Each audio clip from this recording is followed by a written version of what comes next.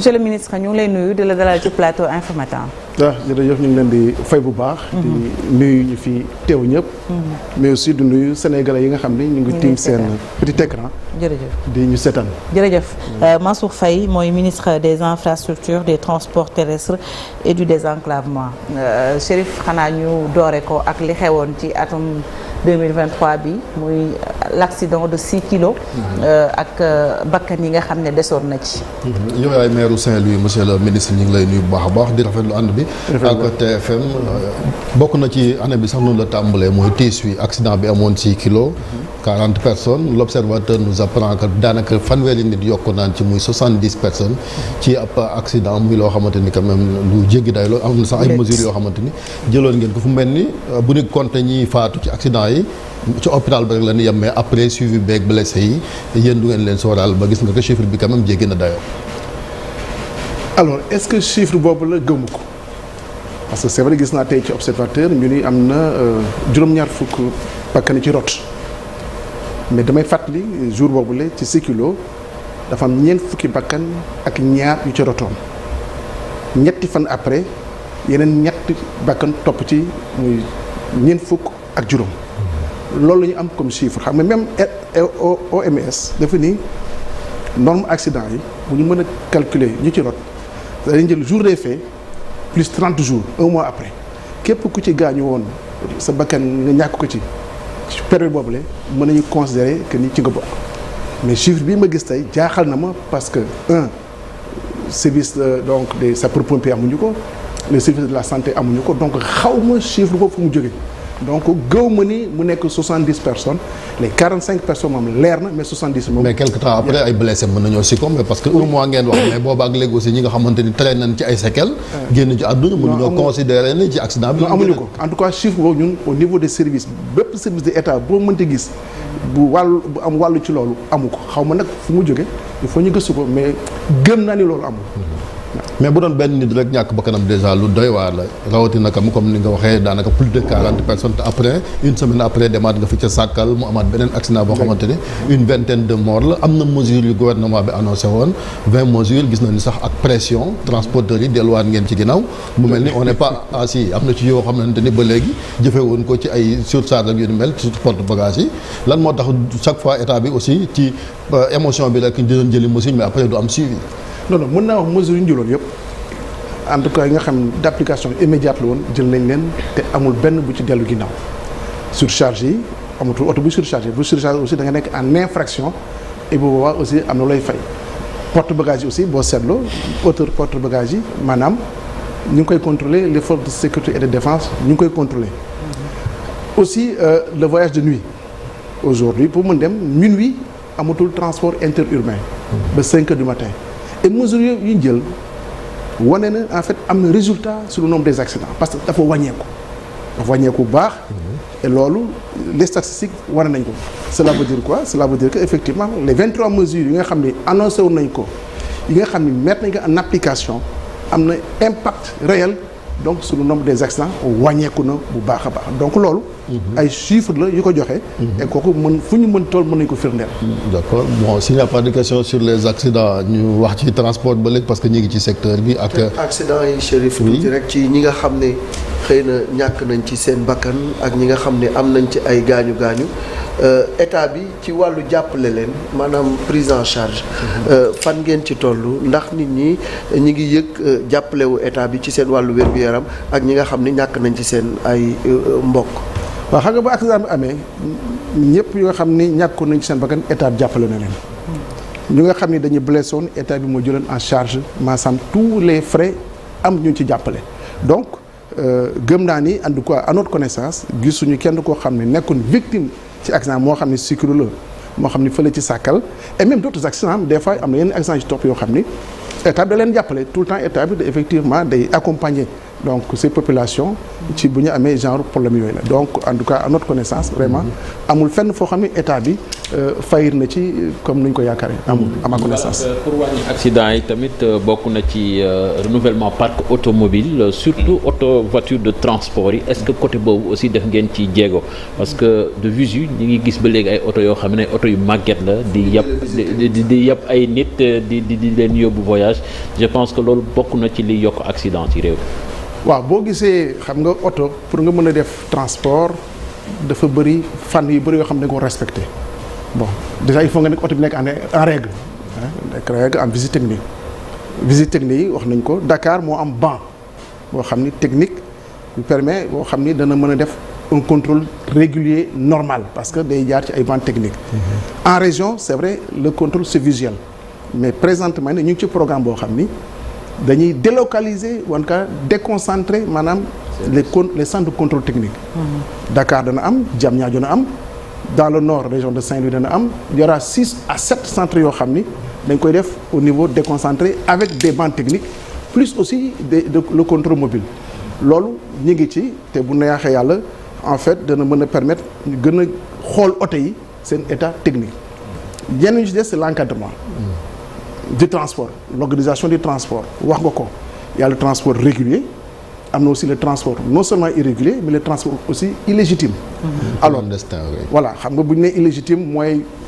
par exemple kuy def transport te war a def transport alors Dakar war gaynde wala nga war a def ngay def transport disons irrégulier nga am benn licence boo xam ne pour def urbain la di def interurbain donc yooyu ñu ngi def ay textes yoo xam ni faut que ñu mën a encadrer mode de transport boobule de telle sorte képp koo xam da ngay yëngatu ci wàllum transport nga nekk dans les règles de l'art nga am agrément mooy koo xam ni transporteur nga le chauffeur nekk dans les règles am le permis D ak war nga am aussi licence pour nekk vraiment quelqu'un qui exerce dans la profession et loolu yëpp ñu ngi koy organiser de telle sorte que ni le transport irrégulier ou le transport illégitime renforcer le contrôle mais aussi par des textes organiser waat ce mode de transport là parce que dafa am demande forte de transport boo xam ni sénégalais dañu ko soxla l'offre dafa tuuti lu waroon tollu ko loolu moo tax yu mel noonu di am mais dañ ko war a organiser de telle sorte que acteur bu nekk dana mën a gis boppam ci biir. mais li Diaw wax parc bi sur le renouvellement parc bi il y avait le fonds de développement des transports terrestres avec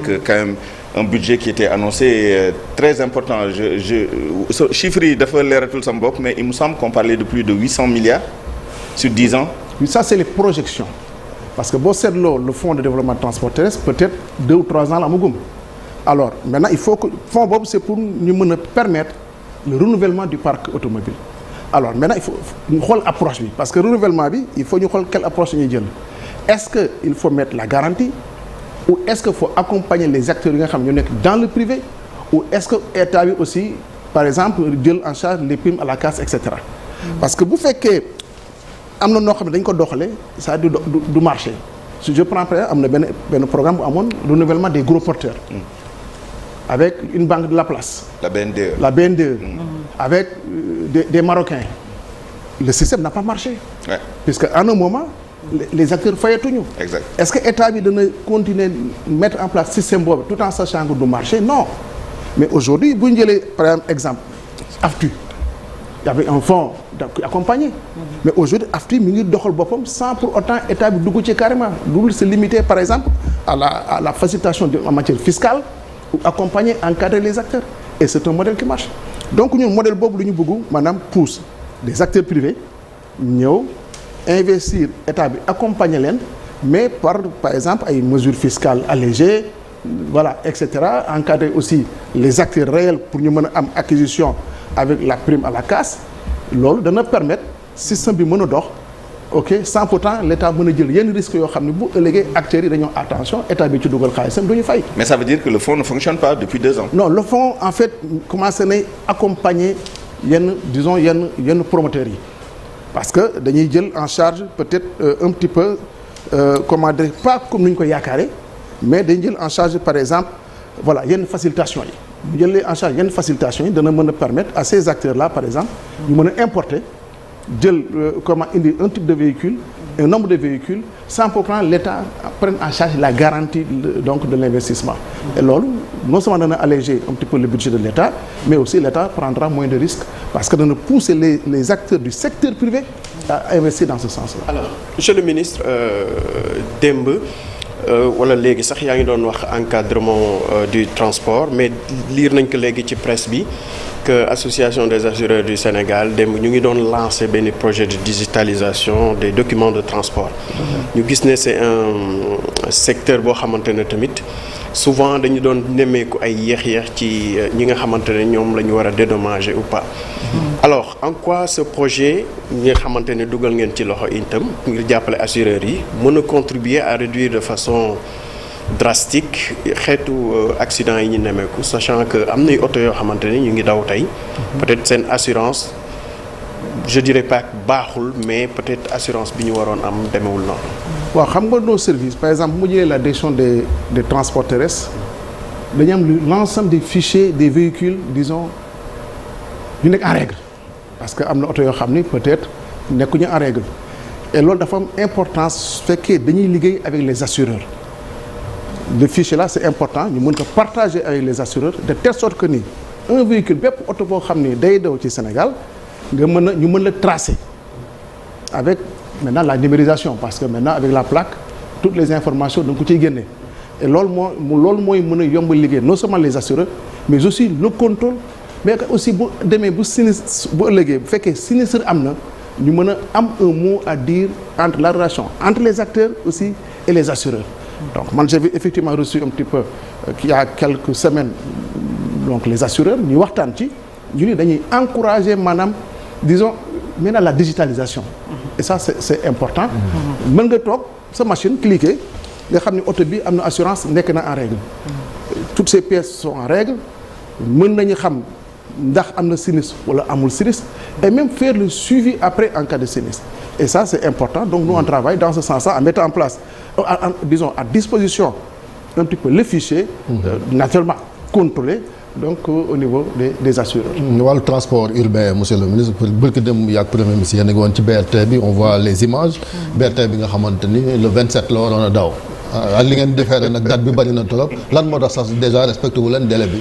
non respecté nañu délai bi xam nga BRT dafa nekk loo xam ni dafay changer transport da koy transformer mosul am ci Sénégal système de transport de masse la le BRT c'est le TER sur une route TER bi même chose la transport de masse la mais sur rail électrique BRT aussi c'est 100% électrique mais corridor la sur une route dédiée alors mu nekk projet bu am solo événement yi amoon en juin xaw ma juillet dafa indi maanaam retard ci livraison BRT bi parce que boo seetlee sur les 23 stations de BRT quasiment les 20 ont été saccagées lépp la ñu yàqu les portes escamotables les portes barrières les écrans yu bëri dañ ko yàq donc loolu moo indi un petit peu ñu différer de tuuti en fait l'exploitation commerciale du BRT mais aujourd'hui BRT bi ñu ngi def ay essais depuis le 27 ans même avant ci ay quelques essais mais là duñ dugg ci ay essais dynamiques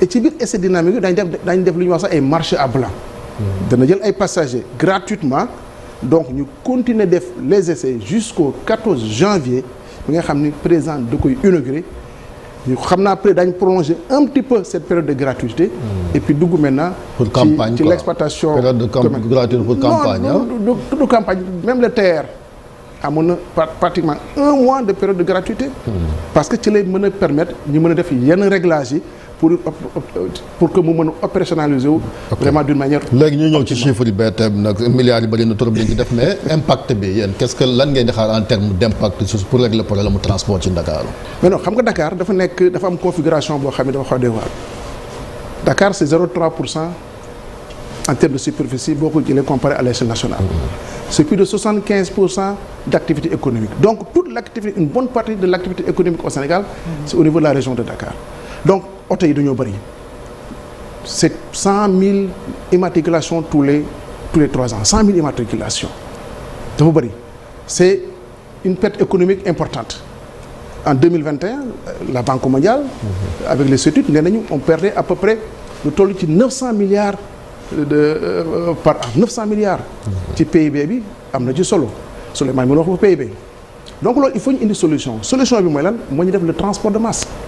transport de masse mooy le TER mooy le BRT mooy aussi les réseaux la restructuration du réseau 2024-2026 il y aura à peu près 400 bus électriques yi nga xam ne dañuy ñëw bokk ci BRT bi constituer lu ñuy wax de transport de rabattement mooy day jóge ci ligne BRT bi dem ci yeneen quartier et cetera donc loolu dafay transformer carrément le transport le système de transport au niveau du Sénégal. Et avant ça il y avait les infrastructures boo seetloo il fallait régler la question des infrastructures routières les autoponts élargissement des voies ça c'est important aussi le transport de masse wax naa ko demain il y a un projet qui va démarrer dont le financement est bouclé mooy tout ce qui est régulation 175 carrefours de Dakar seront traités def un système de feu de signalisation et en plus il y aura la régulation avec les forces de sécurité et de défense. Monsieur le ministre, les gens les critiques vous diront que le Sénégal quand même ne se limite pas à Dakar.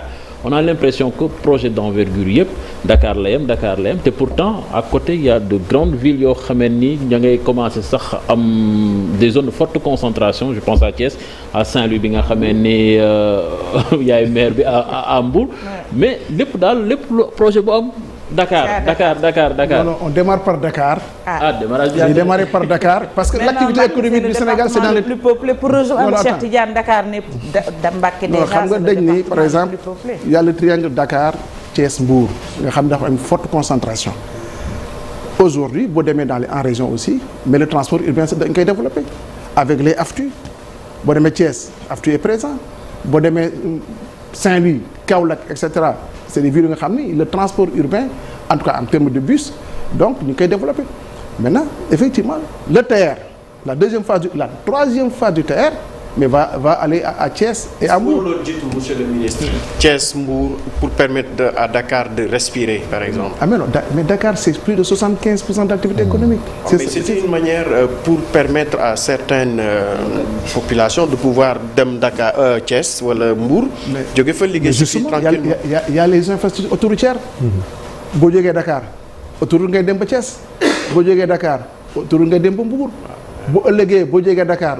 autoroute ngay dem ba Kaolack Fatick Kaolack bu gannaaw ëllëgee boo jógee Dakar autoroute ngay jël ba Saint-Louis donc loolu dañu permettre un petit peu en tout cas pour ñu améliorer la mobilité entre Dakar et l'intérieur donc du Sénégal. Pour en revenir au BRT monsieur le ministre sur les 18 kilomètres entre Guédiawaye et Petersen am na ci zone yu nga xamante ni par exemple entre Parcelles jaar Grand Yoff foofu dafa am étroitesse bu doy waar ci tali bi bu nga xam ni yeneen conséquence la nar a indi ci ñi nga xam ni jëluñu BRT bi maanaam bu fa benn oto paane te parc automobile bi ku ne xam na nu mu demee foofu moom bonjour les dégâts kenn dootul mën dem parce que deux roues sax mënu fa buruxlu ba jàll fa lan moo indi problème boobu sur le plan de l'ingénierie. waaw xam nga ku dëkk Dakar par exemple avant ñuy tracer BRT bi boo jógee woon Guédiawaye fële Kër Béthio jaar Parcelles di ñëw xam nga yoon bi nu mu meloon nga jaar Grand Yoff gis nga yoon bi nu mu toll woon donc BRT bi dafa changer maanaam zone boobu yëpp mais le problème dafa am ci axe yoo xam ne c'est sur 4 kilomètres dañu amoon problème yoo xam ne bu ñu naroon régler ces questions d'impasse ça allait coûter trop cher loolu moo tax ak section yooyu ngay wax mu nekk des sections à une seule voie mais ce qu'il faut comprendre mooy que ni dafa am maanaam une police dédiée à la circulation du BRT et qui va s'occuper donc de la régulation de cette au niveau de la circulation au niveau de cette voie jël nañ ay matuwaay pour que ce genre de problème là bu amee automatiquement intervention bi gaaw am na des véhicules yoo xam ni comment dirais-je ñuy lonk oto yi voilà et cetera vraiment dispositif jël nañ ko pour que bu mu impacter sur le corridor bu nga xam ni en son temps boo doon jógee Guédiawaye dina Dakar Petersen mais si tu fais 1h30 mais avec le BRT normalement on va faire que 45 minutes donc gagne de temps gagne d'investissement et gagne d'argent. Monsieur le ministre, malgré les grands projets notamment TER ak BRT offre bi dafa sori trop par rapport ak demande bi te oto yi ñu ngi continuer di leen importer même si on a pris des mesures pour limiter l'âge et tout ça d'abord offre bi nu mu toll par rapport ak demande bi et deuxièmement qu'est-ce qui justifie ça et quand est-ce que ça va s'arrêter pour que vraiment ñu mën a am comment on appelle ça, la mobilité que dont tout le monde rêve à Dakar. Voilà pour non xam nga en termes de chiffres boo jëlee ci région de Dakar à peu près soo jëlee 100 Sénégalais il y a que 30% ñooy jël les véhicules motorisés 30%. Sur ces 30% en fait boo jël Dakar Dem Dikk à peu près c'est moins de 10%. ok nga jël les AFTU c'est à peu près une 30%. nga boole ca yeneen modes yi c'est-à-dire les particuliers peut-être c'est 50 à 60%. Aujourd'hui pour ñu mën a changer de paradigme moo tax ñu ni attention il faut ñu dem vers le transport de masse. Transport de masse c'est le TER et le BRT. Le transport de masse aussi c'est le renforcement de Dakar Dem Dikk qui aujourd'hui jël am na 370 bus.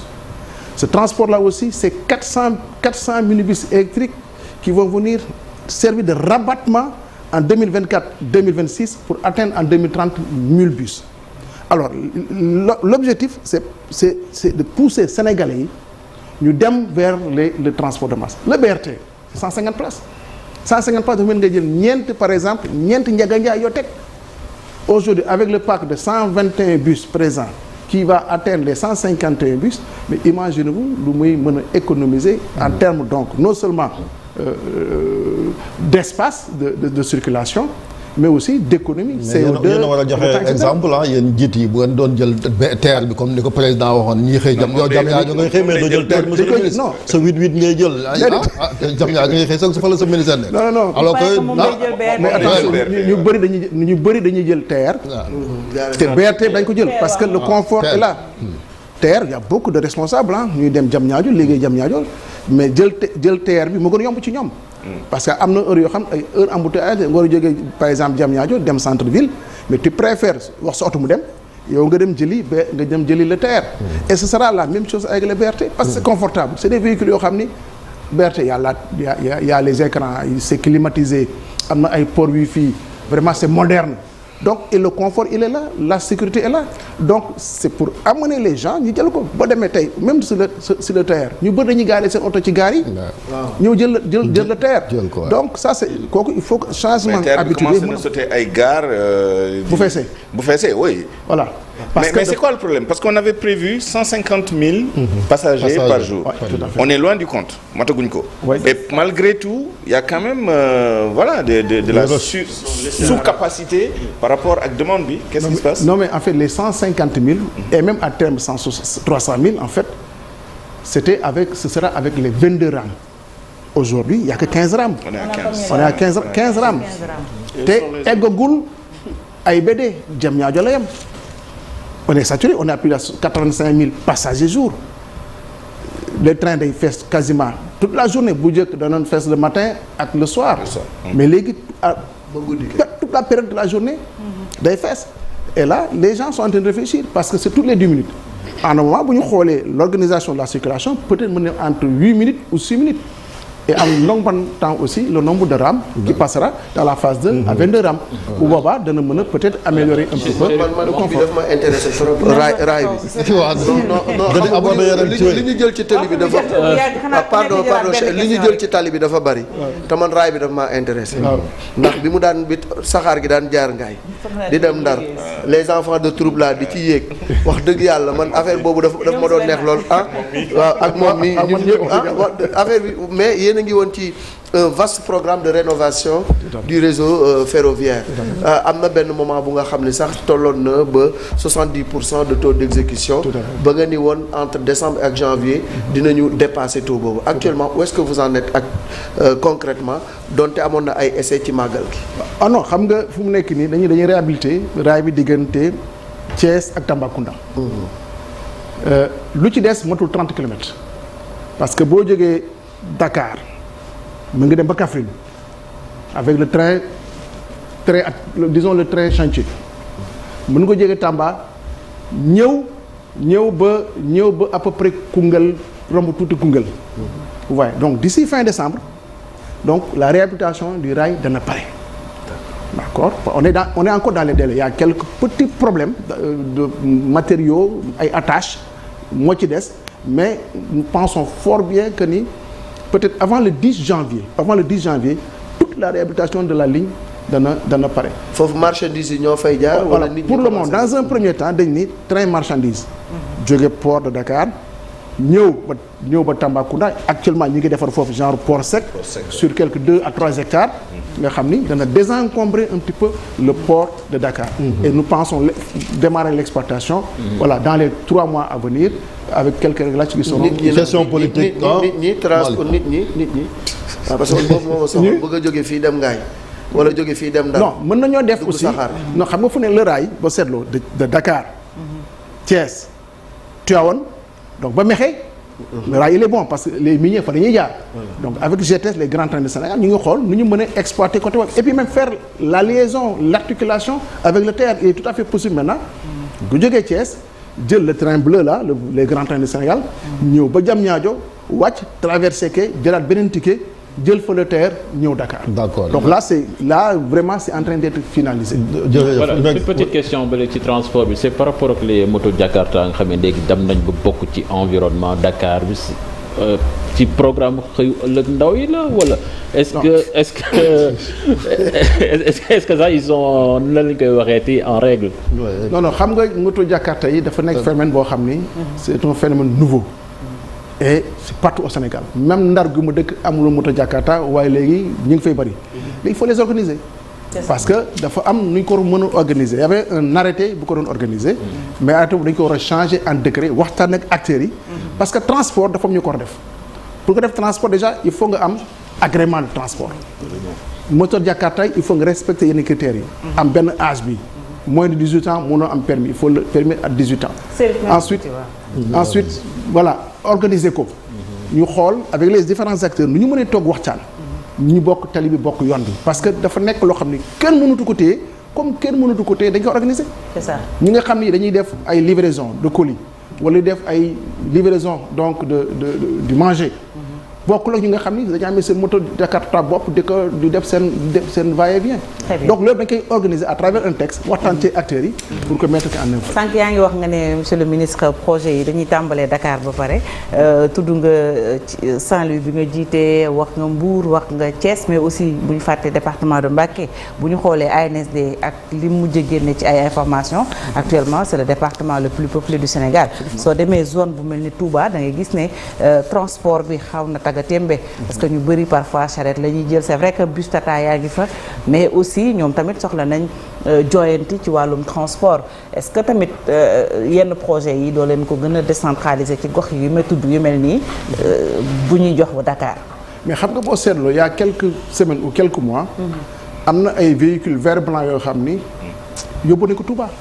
donc loolu dañ koy renforcer. pour mu def le transport en tout cas Touba ou dans la zone périurbaine de Touba. renforcer ko mais aussi renforcer en fait les AFTU au niveau de Touba. ça c'est important et effectivement c'est des programmes qui sont en cours. maintenant il faut effectivement d'autres programmes yi nga xam ni day ñëw ànd ak maanaam la démographie. parce que en anticipant sur la démographie dana mën a permettre demee nga mën indi solution yoo xam ni. effectivement population yi duñ ci am benn problème. daañu ci jël nañu tali bi yéeg nañ ci raay bi jaww ji buñ ci demee nag. Air Sénégal fi mu nekk nii fan la toll ndax yaa yor ci kaw yi tamit. non c'est pas ça yoroo côté boobu. waaw kooku c'est Antoine Mbengue donc le temps on parle. désenclavement bi boobu léegi transport rek la ñuy wax. bon y a d'autres questions yoo xam ne monsieur le ministre xam naa di nga fi ñëwaat gars yi invité la ci yeneen voilà pour ñu politique nag il faut ñu wax politique quand même parce que monsieur le ministre day non mënoo ñoo ñàkk wax politique nag année baa ngi jeex bien sûr ñi ngi fi doon wax sànq sax ci leen Touré président il est attendu le 31 mun na nekk son dernier discours am na décision bu mu fi jëloon ne lu bokk yéen am ngeen candidat ngeen tuddee ko Amadou Ba mais seen biir dafa mel ni ñëpp ànduñ ci choix bi ba ñu ngi koy xalam. non mën naa wax ni ñëpp ànd nañ ci choix bi parce que xam nga président ñun ñoo ko jox mandat APR ak le Benno ñoo ko jox mandat ni ko tal nañu koo xam ne yaakaar nañ ginnaaw suñu borom mën na continuer liggéey bi ngay liggéey mu tànn Amadou Ba remplir na tous les critères quand même pour mën a continuer liggéey bu nga xam ne Macky Sall moo ko tàmbali dans le cadre du plan Sénégal émergent parce que mooy suñu plan stratégique décliné en 3 PAP.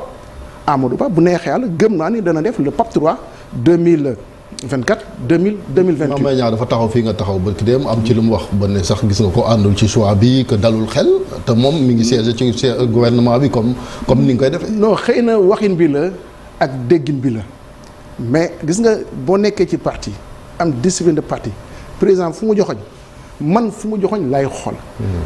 fu may xooloo man du sax au-delà de l'image de Amadou Ba l'image du président Macky Sall bi nga xam ne am na lu mu tàmbali indi fa ay satisfaction transformer Sénégal changer Sénégal yóbbu Sénégal à un niveau boo xam ni mënuñu ko yaakaar donc man au-delà de l'image de Amadou Ba président Macky Sall laay gis et loolu lay tous les responsables de l'APR moom la ñu gis aujourd'hui président Macky Sall mooy il sera le président du parti donc képp koo xam ni peut-être am nga loo doon ragal ou am nga loo doon hésiter amatuñu droit hésiter lu jot léegi mooy se mobiliser ñu demoon ñu jëlee leen ñu ñëw ñu former une équipe ba noppi continuer liggéey bi nga xam ne président Macky Sall moom la tàmbali. monsieur le ministre aussi yaa ngi bokk ci gouvernement bi gis nañ li fi jot a xew l'affaire de la pouponnière Kër Yërmande gis nañu en conseil des ministres sax ñu jël ay feddaliwaat yeneen mesures yu ñu jëloon mi sa gis-gis est-ce que jàppoo ni dañu war a gën a dëgëral surveillance beeg xool bi parce que tamit ci état bi ngeen bokk est-ce que état warul gën a mën a xoolaat lu jëm ci wàllu pouponnière yi gën koo mën a saytu moo gën ñu bàyyi ba mbir mi jàll ba pare ñu doog a mandat dépôt ce qui est fait est déjà fait il y a eu des morts pouponnière boobu am na ay xale yu fa ñàkk seen bakkan est-ce que tamit quelque part l'état n'a pas échoué sur ce coup. non état mënul échouer xam nga état tous les jours c'est des défis à relever tous les jours waaye donc mënul échouer ce qui est important mooy c'est vrai des fois mën nga anticiper mais il faut savoir aussi corriger prendre ses responsabilités à temps et aujourd'hui état bi loolu la jël c'est-à-dire tout secteur confondu mu nekk question bu nga évoqué bi bu ngeen seetloo mercredi bi passé y a un décret boo xam ni jël nañ ko pour quand même davantage plus de contrôle au niveau donc de ces structures là et ça c'est normal parce que c'est dynamique dafa am loo xam ni nit ki mënul anticiper luy ñëw ëllëg c'est impossible mën nga xalaat nii rek mais mën nga mépp mesure bu mënta jël du mat mais l'essentiel ce qui est important c'est nga mën a rattraper wu corriger et puis aussi jéem a jël ay dispositions mais comme président day dem ñuy tirer bilan bi am na loo xam tamit en tout cas ci bilan positif bon c'est votre avis Sénégal yi doon apprécier mais am na loo xam tamit nemmeeku noonu ko fii mooy la présence de la famille ci li nga xamante ni mooy gestion des affaires nga bokk ci parce que takk nga ay ndomba tànk yu bëri man militant la am nga légitimité bien sûr on vous dénie pas ça parce que bokk nga ci ñi créé nga xam ne mooy parti noo ko dundee d'abord ak ñi doon critiquer jox sax naan la dynastie Faye Sall ba koy tudd waaw xam nga nit ñi moom il faut ñu wax moom dama déranger parce que ku xam parti politique engagement moo la ciy dugal nga bokk ci biir boo amee engagement naturellement suñu la joxee confiance nga exercer sa confiance boobu la maintenant c'est normal que des adversaires goro président est-ce que du xaw a gênant man dama sama goro nga toog sa goro ci table conseil des ministres ah mais su ma jënd sa ko nocc non man je fais la différence entre goro bi ak président bi bu fekkee goro bi may kilifaam bu fekkee président mooy sama kilifa et loolu la barrière dafa claire ci man c'est-à-dire man su ma nekkee ci wetam wàllum famille la mais wàllum état la te du la balal dara président du la bal dara. le buñaar Souleymane ma ñambaasi tuuti rek. c'est par rapport à la taille des ministères yu ñu lay dénk. rawatina bi nga yore nii boo xoolee programme triennal des investissements publics. sur les 800 et quelques milliards. sur les 3 ans. presque un tiers ce ministère là. Avec un endettement assez conséquent. Avec les banques de développement avec même des banques privées et cetera.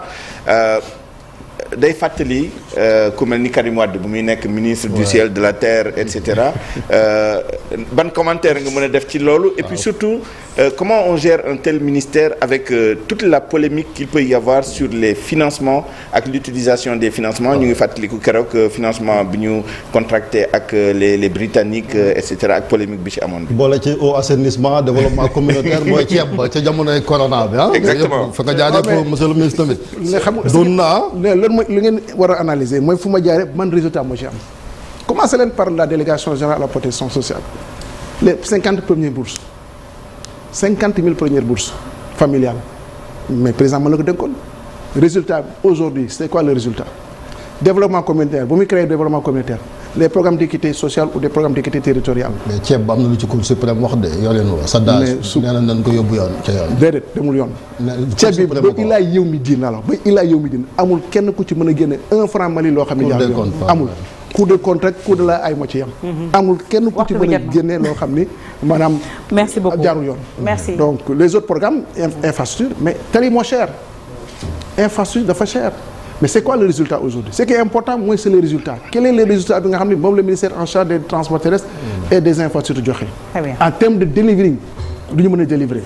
c'est ça qui est important et je pense qu'aujourd'hui. La dépense et aussi la rationalité dans la dépense publique. Mais justement mais dans ce pays-là toute dépense est rationalisée amul dépense boo mën a def te ki rationalisé ko parce que ça passe par différents filtres amul dara loo xam ne bu ëllëgee demee mën nañ ko te woon amul. Ibou rus naa la démb rek lañ koy wax fii la vision est novatrice et il y a vraiment des investissements yu nga xam ne ñëpp ñu ngi ciy gis seen bopp mooy BRT mooy train express régional. c'est le dernier. c'est vraiment man wax dëgg yàlla moom boo koy gis sama xol dafay seet. président c'est tout secteur confondu amul benn secteur boo xam ni amul un changement. mais la bonne question de bonne gouvernance ak justice moom ak état de droit moom. war na cee góorgóorlu baax a baax. non wax jee bëri foofu rek. non loolu moom teg nañ ci dem. non wax jee bëri foofu rek mais boo seetee ba ci biir amul lu ci nekk. monsieur le ministre Ibou. ak waa Ndar aussi j'espère que Ville Lumière Dakar gis nga ni mu rafetee dëkk ñëpp j'espère que waa Saint-Louis aussi. Ndar moom mi mën na fanaan. Chérif bàyyi monsieur le ministre bu def eggale activité am ñu teg suñu plateau du dëgg. wax nga li nga war a dox yëpp monsieur le ministre ñu ngi lay jaajëfal bu baax si jiw bi.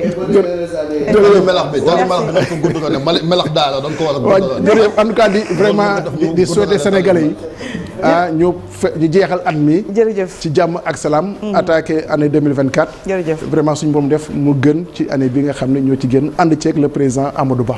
jërëjëf sénégalais yi moom dinañ tànn bu soobee yàlla buñ demee ca mbañ gàccee ñoom dinañ tànn leur prochain président merci beaucoup monsieur le ministre Mansour Faye ci teewaay bi gars yi nag finalement def nañ ko entretien parce que waxum tëli moom ak dem ak dikk ñëpp la soxal nañ ko bàyyi mu dem jëli ndéegoom des na lu bari lu ñu bàyyi parce que ku nekk yaa ngi envoyé message naan sama dëkk amul tali mais xam naa lépp mënuñu ko poser jërëjëf Chérif